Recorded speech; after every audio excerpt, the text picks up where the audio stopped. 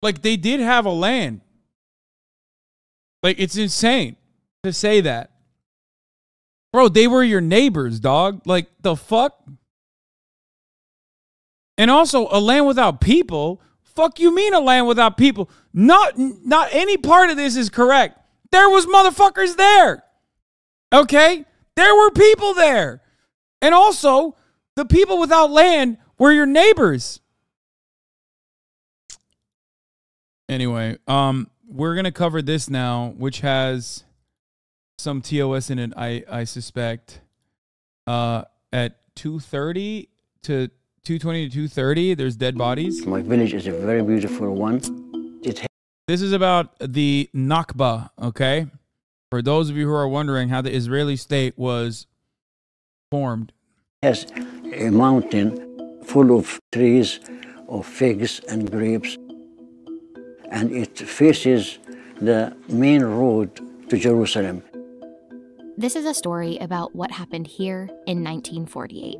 We are only 750 people, and everybody knows each other. I came from a big family. We lived a good life. We never expect to be massacred. It was a black spot in the history.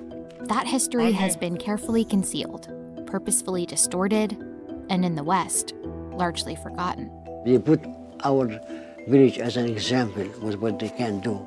The massacre in this village was one of many in a series of catastrophic events that became known as the Nakba, when hundreds of thousands of Palestinians were violently displaced from their homeland in order to create the state of Israel.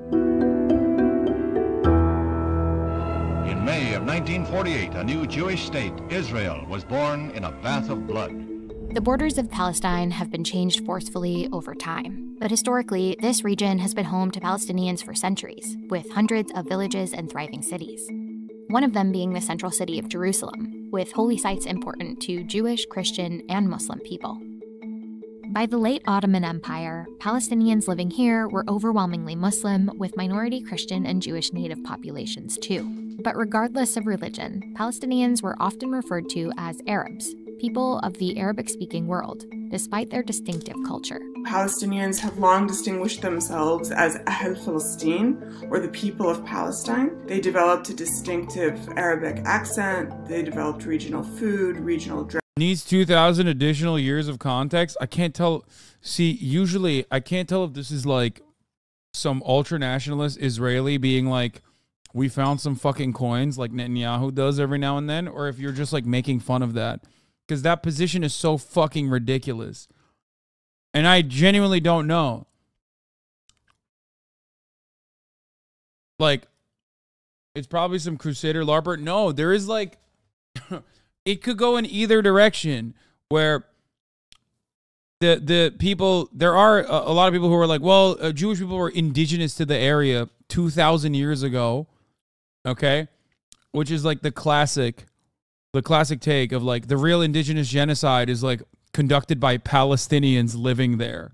This guy identifies as libertarian socialist. I can't tell. I can't tell if they're like memeing or being serious. And I feel like they're trying to make up their mind right now as well. It's stupid because technically the Chinese were in Xinjiang before Uyghurs, but nobody says the Uyghurs should leave Xinjiang because of their 1,300 years of history there. Like, what the fuck is that argument? Yeah. No, forcible expulsion of all peoples. It's like, at what point, dude? At what point? At what point do we... It's like fucking saying we can colonize Africa because all people came from Africa. I feel like, I wonder if there's an argument there. Have like the Boers or anyone made that argument before? South Africa is technically ours because we come from Africa. We all come from Africa. You know what I mean? Like, it's ours because we're the real natives. You know? What about Ukraine and Russia? Law? I mean, you can, it just depends. It's entirely dependent on who's making the argument and like what their cutoff is. You know what I mean? What did you just start? Yeah, dude. What do you even say the Israelis are the real indigenous people? I've heard it a lot. Yeah, it's fucking ridiculous. You just heard me. It's like saying Europeans are the real indigenous people in Africa. Like, there are people living there, okay? You can't do that. Also, everyone is Turkish, so that's the real answer. Yeah, Ukraine and Russia does not work because they have both been native to the land they currently live in. It's kind of actually the big point, the big historical point at the heart of this this problem as well, with Ukrainians saying that they were first and the Russians were the pig dogs. You know, the what was it, like Muscovite? Like the Russians are you know, mountain people or forest people that weren't as advanced as the Ukrainians were. Ultimately, oh yeah, Kievan Rus before it was Russia. Ultimately, it doesn't matter because they're all Turks. And by that I mean the Crimean Tatars were Turks, and everyone is Mongolian and also Turk, except for Hungarians who have strayed too far away from the path. They hate their own history too much, so they're not Turks. Except for the Hungarians, everyone else is Turkish. I've decided. Bro, Ottomans is even under this fucking rock as well. They're involved in everything in history ever. Okay, that is because the Ottoman Empire was an empire. When you are an empire, yes, of course, you have your hand in everything. That is the reason why, especially as it pertains to Palestine, yes, the Ottoman rule is important. Dress and family ties. But by the time World War I began, several key political forces were competing for control of these lands.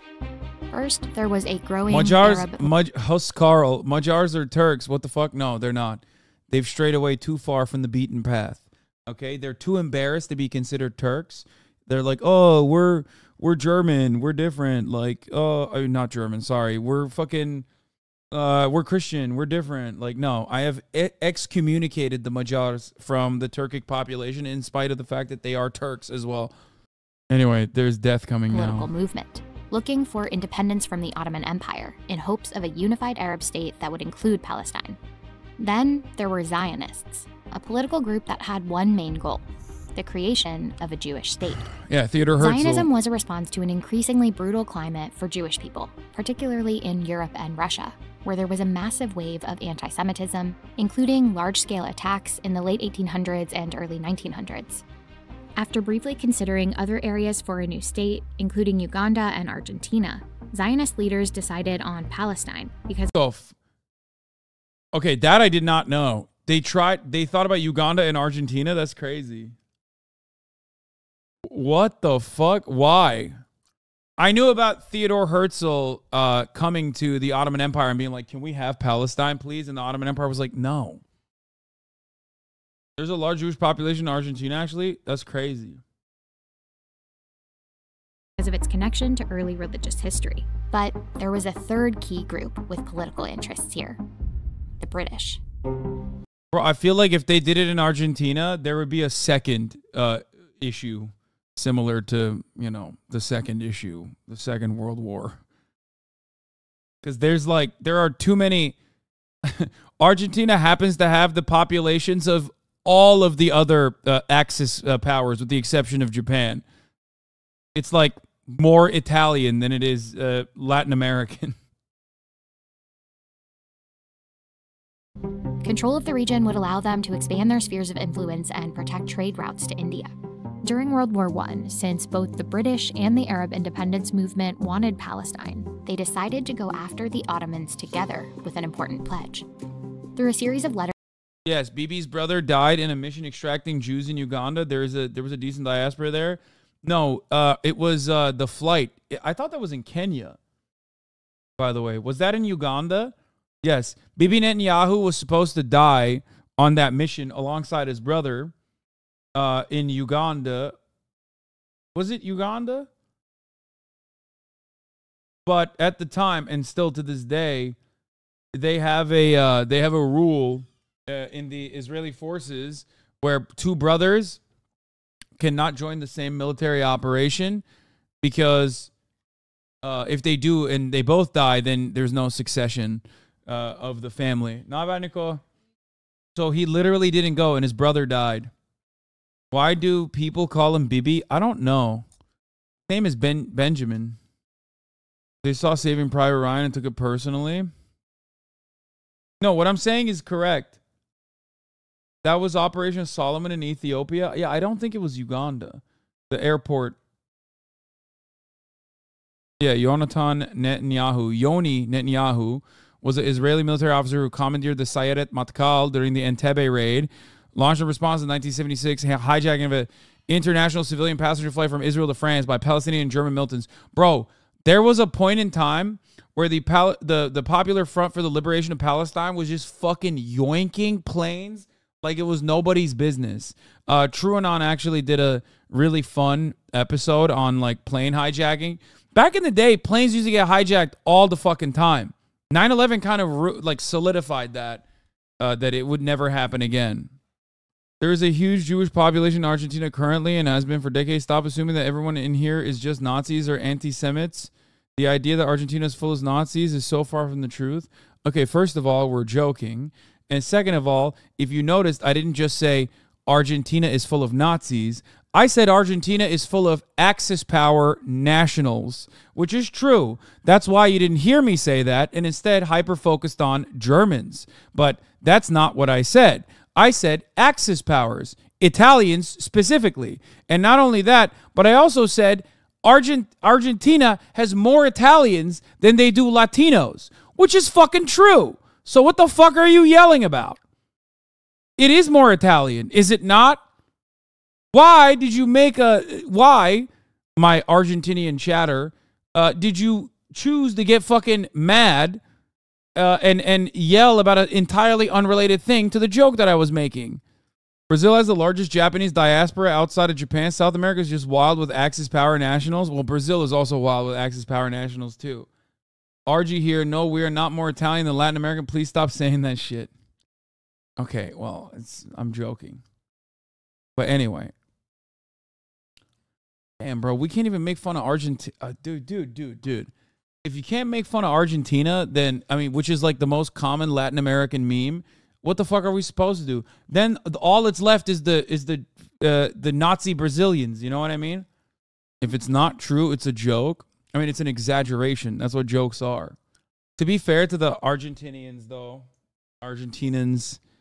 I wouldn't want to be called Italian either. That's fair. All right, let's continue. Letters in 1916, an Arab leader and a British... Yeah, how about everyone in Argentina focus on your fucking ANCAP guy who's gonna, I think, like, blow up the Fed or something? Yeah, how about you guys worry about that instead of anything else? Or, yeah, the cultural... Kyle Rittenhouse Cultural Center. Yeah, the guy wants to do organ trade in the free market and, like, sell children. Yeah, Argentina has the most Italians outside of Italy. Yeah, I know. Leading immigration countries of Italians as of 2021. That's crazy that, like, America doesn't even have enough. Latino isn't an ethnicity. There's people with different backgrounds. Oh, man, I was joking. I'm sorry. I'm so sorry. I will never make a joke ever again. I'm sorry. You guys are right. To all the Argentinians, I'm so wrong. I'm so sorry. Okay, let's continue. Let's just watch this. Official agreed that if Arabs would help the British fight the Ottomans and give the British economic and other foreign privileges in Arab lands, in return, the British would recognize and support an independent Arab state. Soon, the Arabs started doing their part in revolting against the Ottomans, making it easier for the British to move in. But the next year, the British issued a new declaration and betrayed the Arabs. In 1917, shocking. Lord Allenby.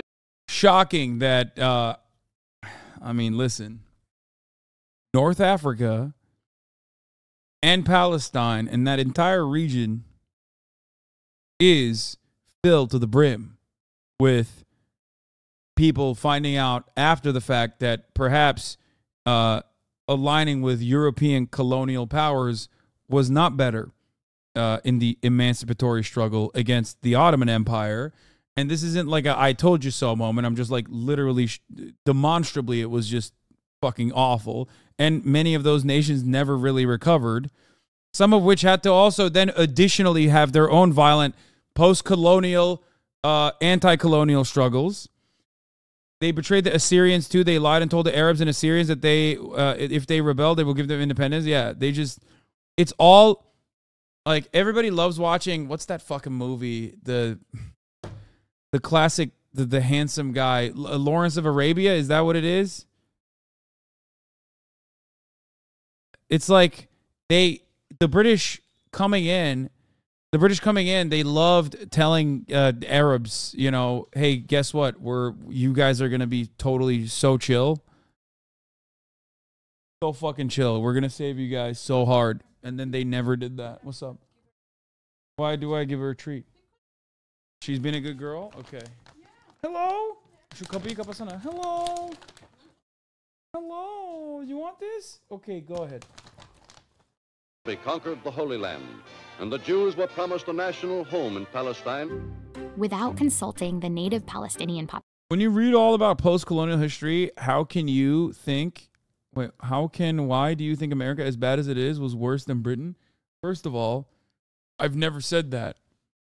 And secondly, at that point, it's like, it's a race to the bottom. You're making a comparison between, like, the worst of all worlds, and I'm more so focused on, like, at least contemporary history. Like, you know, America in contemporary history is significantly worse. Population, the British issued what's known as the Balfour Declaration, supporting the establishment in Palestine of a national home for the Jewish people. So instead of supporting the idea of Palestine as part of a unified and independent Arab state, the British pledged to help secure this land for Zionists.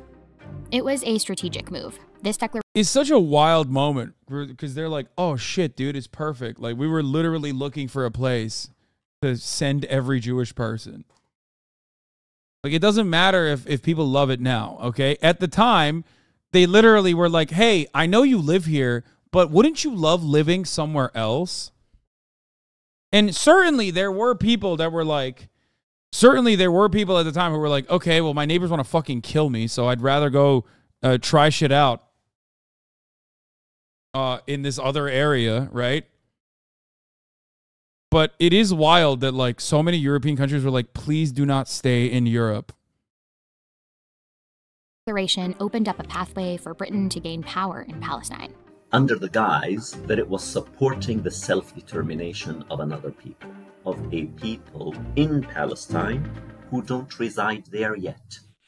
As for Palestine's majority Arab population, the declaration referred to them as non-Jewish communities, who would be given civil and religious rights, but not political rights. A few years later, after World War I ended, Britain gained control of Palestine through a mandate that also required them to put the Balfour plans for Jewish settlement in motion. And they did. Between 1922 and 1931, the Jewish population more than doubled. The migration helped the Zionist movement gain steam, and a slogan took off: a land without people for a people without land. And it sends a like, they did have a land. Like, it's insane to say that. Bro, they were your neighbors, dog. Like, the fuck? And also, a land without people? Fuck you mean a land without people? Not any part of this is correct. There was motherfuckers there. Okay? There were people there. And also, the people without land were your neighbors. message to Western leaders that the people who had been living in Palestine for generations could just be easily moved elsewhere. The idea was that those inhabitants weren't a people with ties to that land. Palestine was, of course, a land with a people. In 1931, there were more than 850,000 Palestinian Arabs in the region, still the vast majority. But with the rise of Hitler, I think it's because early on in Europe, there was actually no reason to stay in most parts of it. That's the reason the Vikings, for example, engaged in raiding. It's easier to live in the south of Europe / the Mediterranean. Yeah, but we're not talking, at that point, we're not talking about like Viking raid Europe. We're talking about like the end part of the 1800s and the beginning of the 1900s. You know what I mean? Like, these are well-established post-industrial, these are well-established industrialized nation states. They're no longer existing in like a feudal state whatsoever. and the Nazi Party in particular. Hate became a rallying call. Jewish flight from Europe became even more urgent, and Palestine started to see the biggest wave of Jewish immigration yet. Violence broke out, rooted in tensions over land. Jewish settlers purchased swaths of fertile land and evicted tenant farmers, creating a crisis of hundreds of thousands of landless, dispossessed Palestinian Arabs. Yep. Though Palestinians fiercely rebelled against both British colonial forces and Jewish settlers. This is why there's also a history of socialist formations in Palestine in particular, because it was like landlords coming in and just being like, yeah, fuck off. Who do they buy the land from? Yeah, much to consider. Viking guy talking about Palestine like the Crusader was just fighting ghosts. No, he's just, I think he fucked up the history or the age. They were brutally crushed by the British. They put in Palestine more troops to repress that rebellion than they had stationed in India. For real, who sold? Wait, what do you mean? It was British occupation at that point. It's post World War I, chatter. Hello? Like, who do you think owns the land at that point? It's the British and the Egyptians. So what ended up happening was, although there were fucking Palestinians living there, they were like, "Oh yeah, we're just gonna sell you guys this land because we wanna put you here anyway." So one part of this that is that's an issue is, yeah, official name was British Mandate of Palestine. Ironically, Jewish Palestinians exist. Yes, unironically, yes, I know they do. There were Jews that lived there. There were Christians that lived there. There were Muslims that made up the largest number of people that lived there. Anyway,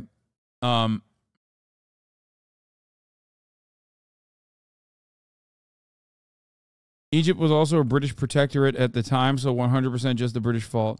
Yes. They owned everything. And guess what? When they sold the land or raised property taxes so that nobody could fucking purchase the land or maintain the land, and then they sold it off, they turned around and they fucking forcibly expelled you. It's still ridiculous. Like, the people of Palestine have just been colonized from the jump. Yeah, at that time, all of India.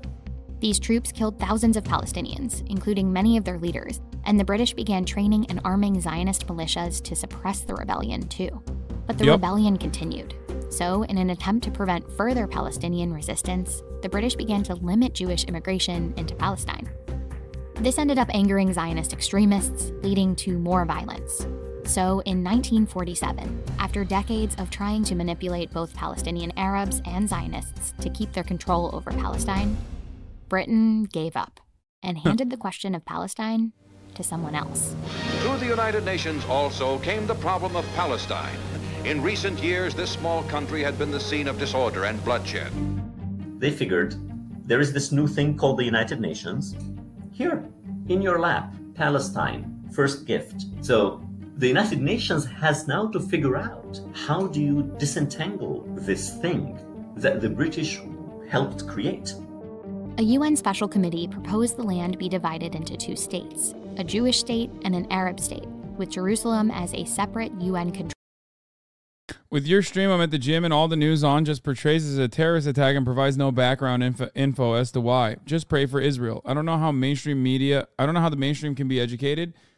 Well, that's why I try and do it as best as I can. Anyone that says that yesterday's actions were unprovoked is either A, completely misinformed, or B, purposely lying to you. They want to manipulate you. It's insane to say that, like, any Palestinian action is unprovoked at this point. Okay? That's why this information is incredibly important to understand. Controlled entity. It was called the Partition Plan of 1947. The plan shocked Palestinians. We could not accept the partition plan because at that time the population, we were almost 2-to-1. But the plan proposed giving over half the land, and often the most fertile areas, to the Jewish state. From a purely pragmatic perspective, the partition plan didn't make much sense for Palestinian Arabs. That wasn't the only problem with the plan.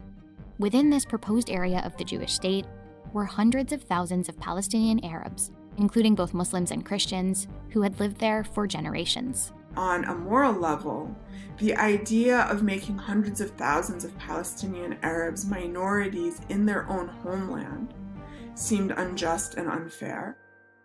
In November 1947, the UN... Yeah. Yeah, I mean, but it's a landless place, you know? I mean, it's a peopleless land, you know? It's a little bit unjust. Yeah. Leave it to the fucking Euro dogs to come up with a good solution. Put the plan to a vote. In the aftermath of the Holocaust, and after lobbying from U.S. leaders and Zionists, the UN voted in favor of partition. And finally, a momentous decision to partition the Holy Land's 10,000 square miles. Britain announced their mandate over Palestine would end on May 15, 1948, even as Palestinians continued to reject the UN's decision to partition the land. After the partition took place, in 1947, we really were scared something might happen to us. By the end of 1947, Zionists had several well-developed paramilitary... Guys, listen, the United Nations has also said no to Israel pretty much since its inception. They've gone like this every time. Every year they go like this. Hey, Israel, knock it out. You got to stop having an apartheid state, please. So they've done a lot of good stuff, really. They've done great stuff. You stop it now, please. And then America's like, lol, no. It's so funny. Fuck, what was that in the shit? I forget what year this was, but I remember like every single nation involved in the United Nations said that the embargo on Cuba must end, except for what? Israel and the United States of America. Israel and the United States of America. Just FYI, that slogan is being slightly misrepresented. It was a rallying cry to get people to immigrate to areas that actually weren't populated to start kibbutzim. It wasn't saying the entirety of Palestine was empty. Okay, thank you. That was actually very informative. I'm not being sarcastic. Yeah, oh, here it is. Entire world votes 185-2 against the blockade of Cuba. U.S. and Israel are the rogue states at the UN. For the 30th year in a row, almost every country on Earth voted at the United Nations to oppose the 6-decade U.S. blockade of Cuba. You want to know who the one abstention was? So they won 85-2, and what happens? What do you mean what happens? You can't do anything. You can't say anything. Yeah, no, not Lula's Brazil, Bolsonaro's Brazil. But you can't do anything to America, chat. That's why we're laughing at the UN. The UN is worthless. Yeah, it was under Bolsonaro. It's all symbolic. It's all for every country to turn back and go, man, you guys are, don't do that. Is always used at the behest of the United States of America. It is yet another demonstration of America's hegemonic power. Anyway, let's continue with this Nakba. The largest one, known as the Haganah. We haven't even gotten to the Nakba yet, which is like the most brutal part of it. And more extremist militias like Irgun. On March 10th, a couple of months before the British mandate would end, the Haganah adopted what was called Plan Dalit, or Plan D. On paper, the main goal was to gain control of the Jewish state, as laid out in the partition plan, while also defending Jewish settlements outside of the borders. In reality, that's where the majority of these operations took place, outside of the UN's proposed Jewish state. Some carried out by Haganah and others by more radical militias. Many of these operations focused on isolating Jerusalem and the roads to it. A set of brutal instructions called for the destruction of Arab villages by setting fire to, blowing up, and planting mines, especially those population centers which were difficult to control. In case of resistance, it called for the population to be expelled outside of the borders of the state. By the way, to this day, the villainous actions and the vicious defense of this is so crazy because they'll say, and even in Western media, they actually cover it as such, and this is really disgusting. people voluntarily left their houses. To this day, they say, when talking about the Nakba, they say people voluntarily, like textbooks literally say, like you're reading a fucking Turkish textbook on the Armenian genocide, okay? They literally will openly write that this is, you know, people voluntarily left their homes. Villages emptied, and for the occupation and control of Arab villages along main transportation arteries. One of the most widely publicized village massacres happened here in Deir Yassin. We lived in Deir Yassin, which is about 4 miles west of Jerusalem. 91-year-old Dawood Assad was there the day of the massacre and was 18 at the time. We saw one night, that night, the night before, a movement of lights, armored trucks moving around, moving like this. So we know that something is wrong. That's why we knew that something is going to happen to our village. On April 9th, 1948. 800,000 totally voluntary exits. Yeah, dude. Pacman always argued every state came into existence this way, so it's okay. Ridiculous. Yeah, this is, I think, David Pacman, who I think has, you know, some decent takes. A lot of things I agree with. This is the one point of convergence between himself and myself, for sure. I don't agree with him on that. I think it's crazy. I mean, he's right. That is how every nation state formed, except the entire point is like we've moved beyond it, right? Like we're supposed to be against that sort of thing. Or divergence, not convergence. Sorry. Dude, I'm fucking tired today. Holy shit. Yeah. Yes, you guys got me. Divergence.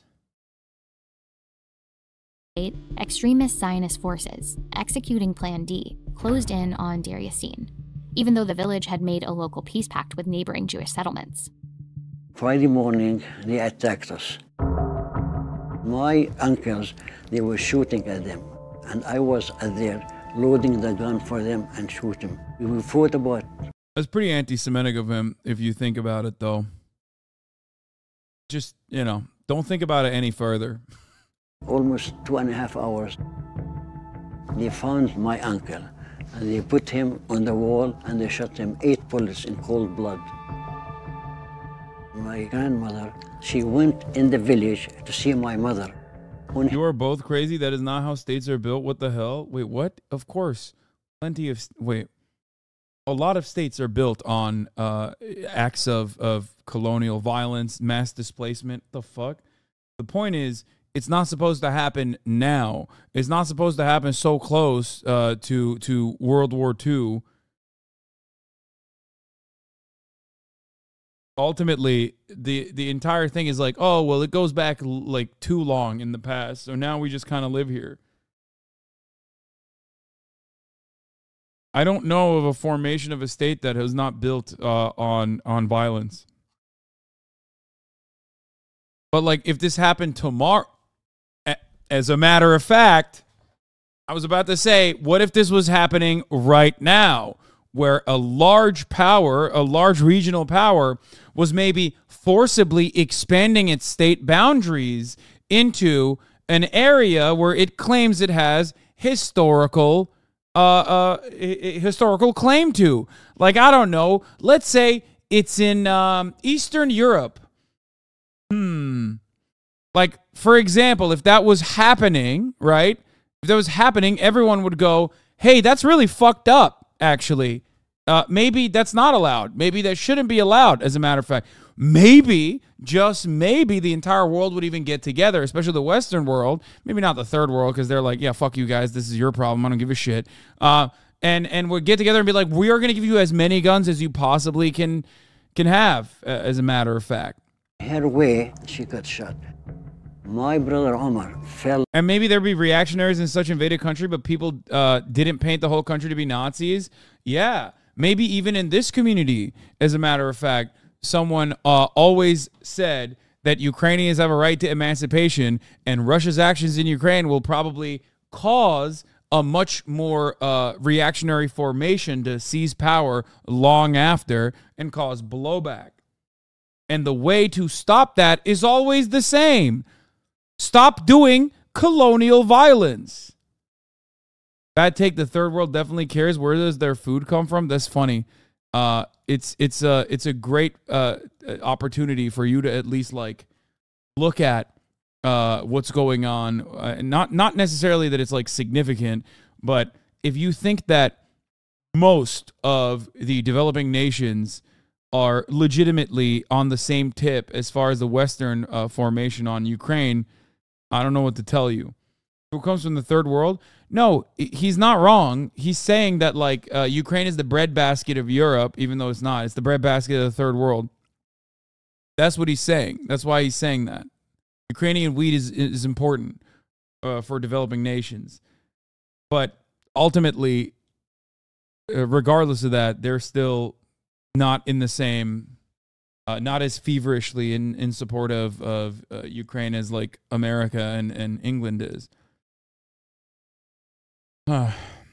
Ukrainian wheat. From her shoulder to the floor, but the floor was a concrete one. Dawood escaped through a trench. I went down all the way down here like this. So it was 4 hours walking to Jerusalem. To this day, the archive of the Israeli army refuses to release many of the images and intelligence reports on Deir Yassin. But one UN report detailed circumstances of great savagery, including women and children stripped, lined up, photographed, and slaughtered. Roughly 100 people, largely children and the elderly, were killed in the village. As for Dawood, he later reunited with the group of Deir Yassin captives in Jerusalem, including his sister and mother. My mother says, "Where is your Uncle Radwan?" He says, "He was shot." "Where is your grandmother?" He said, "He was shot, and Omar was with her." So everybody has a commotion, you know. Where's Fatma? Where's Ibrahim? Where's Amaryam? Where is David? Where is Ahmed? Where is Ismail? I'm a dream about it, you know. News of what happened in Deir Yassin spread quickly, with far-reaching effects. The Zionist militias used it as a propaganda tool to tell people about it everywhere. The idea was that if you don't leave, we will do to you what happened in Deir Yassin. Stories came out about women being raped, about babies being killed, and induced a great deal of fear among the Palestinian Arab population, many of them fleeing as a result. There's photos. Jewish troops routed Arab forces from the city of Haifa. After taking Deir Yassin, Zionist paramilitary groups cleared major cities, including Haifa and Jaffa, and took hundreds of smaller villages and towns too. Hundreds of thousands of Palestinians were forced to flee, pouring into neighboring states as refugees. Once again, I need to repeat something. This is, in most textbooks, treated as voluntarily leaving. Okay? In most textbooks, they treat this as voluntarily leaving the country and their homes. Refugees. Plan D became the blueprint for carrying out the ethnic cleansing of historic Palestine to make room for a new state. And on May 14th, the day before the British mandate ended, Zionists declared this state as Israel. Bro,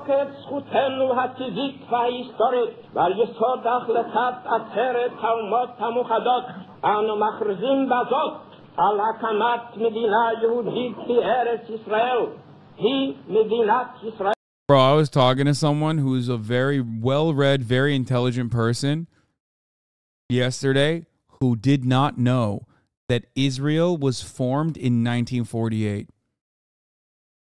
Like, they were legitimately shocked. I was like, wait, when do you think Israel was formed? He's like, well, I don't know, like a couple hundred years ago. I'm not even kidding. Like, literally. Like, people don't know. Like, Americans don't learn about any of this shit. They're like, what? Israel's not been around for that long? Like, what the fuck's going on? It is shocking how little this kind of shit is taught in schools. So much so that I believe it might be by design. You know what I mean?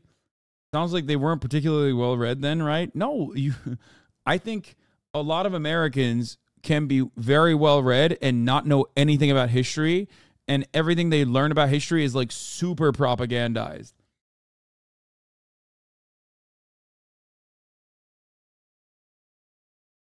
Because Bible timeline, because people always do that. This goes back 2,000 years bullshit. No, I don't think he was like particularly propagandized in that direction.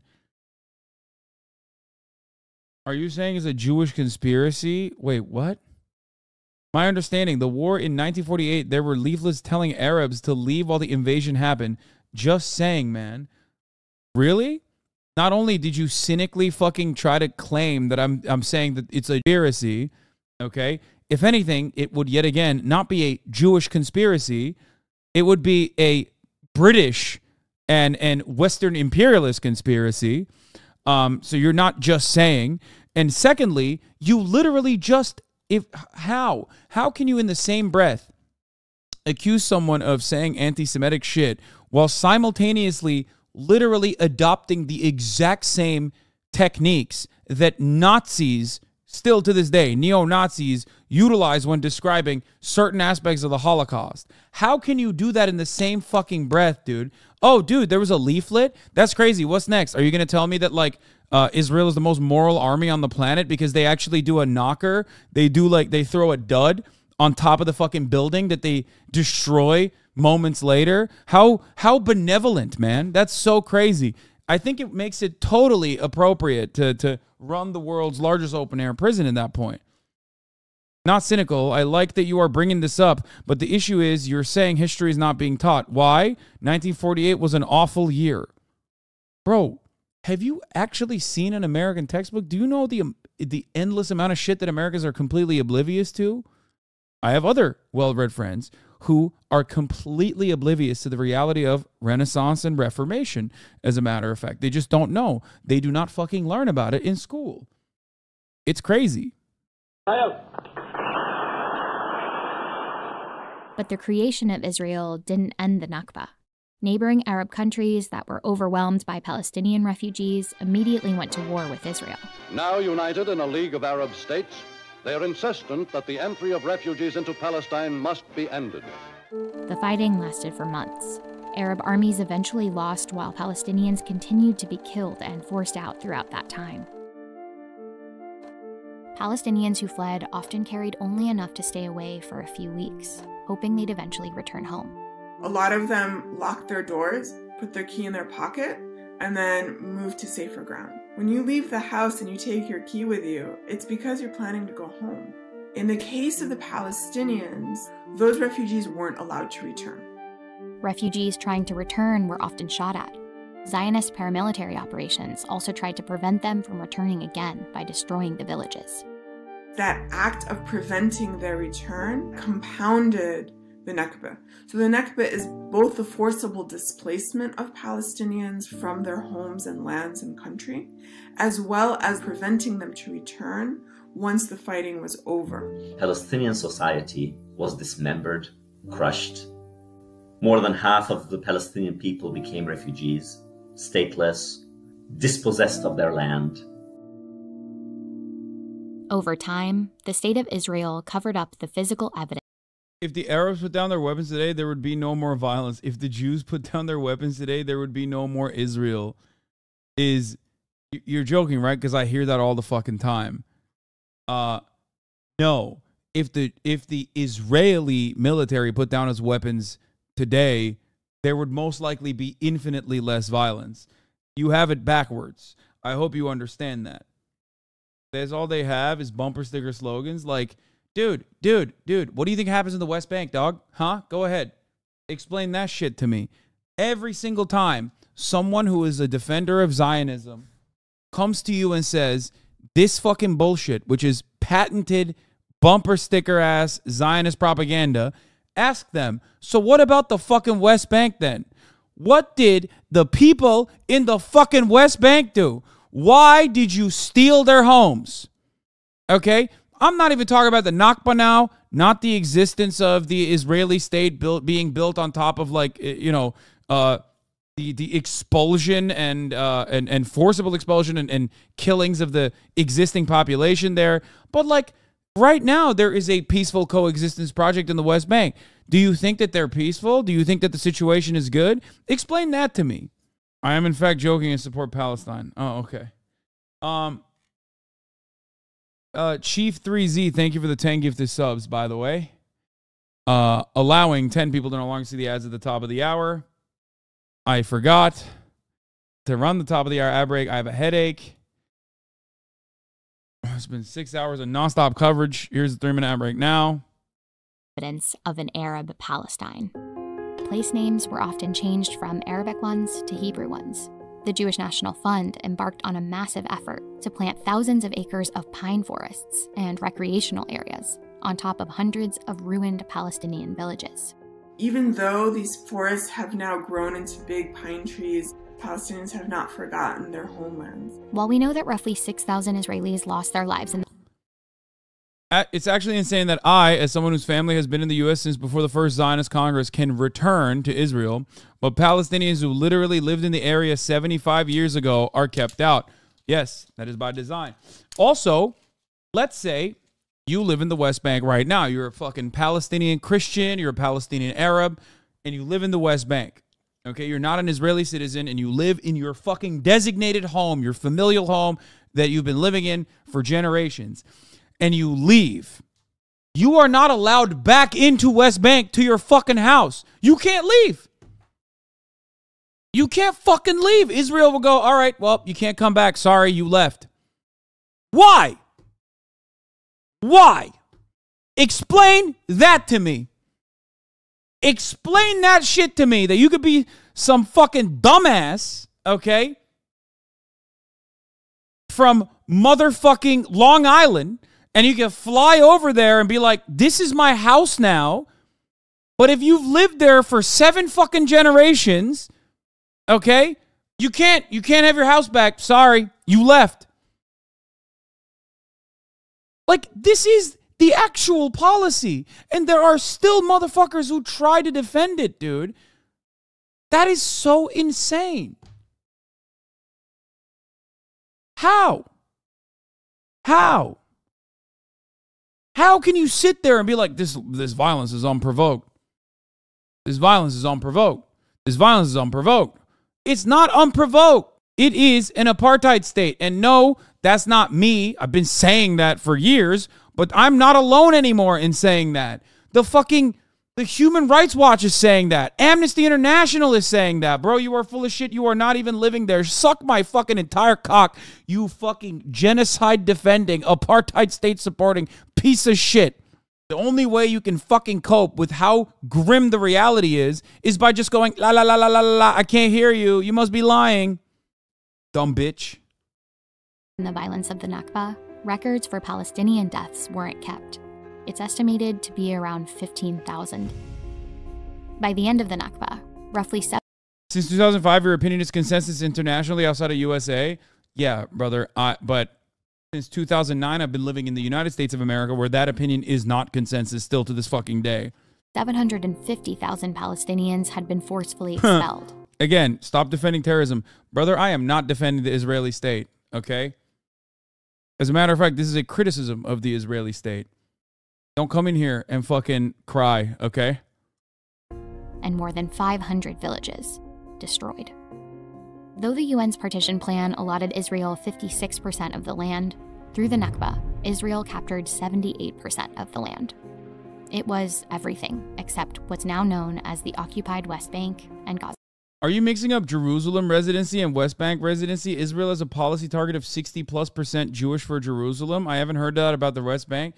Yeah, that's the Israeli state openly doing ethnic cleansing in Jerusalem and ethnic displacement in Jerusalem. The policy in the West Bank is the exact same as the policy in Jerusalem, even if they don't fucking openly state what their target demographic displacement number is.